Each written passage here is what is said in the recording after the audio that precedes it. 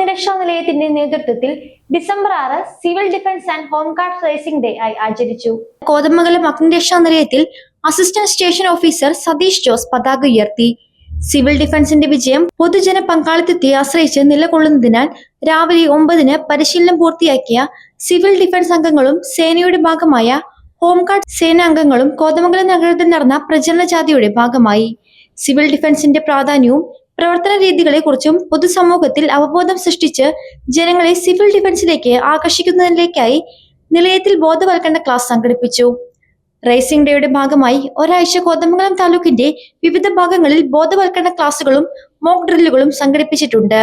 Assistant station officer Satheesh Jose, senior fire ഓഫീസർമാരായ Sunil Mathew, A Sujith, senior fire officer KN Biju, fire and rescue ഓഫീസർമാരായ Rajesh Kumar OG, Shaji VM, Akhil KN, Nizamuddin, Shefin, Mahesh, Sai Anurag, Sreejith, MR Anuraj, KA Ansil, PP Shamju, home guard Binu, C Unnikrishnan, Sudheesh KU, Jiobin Cherian, M Sethumadhavan, Vasanthakumar, post warden Vinod Narayanan, deputy post warden Sanal തുടങ്ങിയവർ പങ്കെടുത്തു.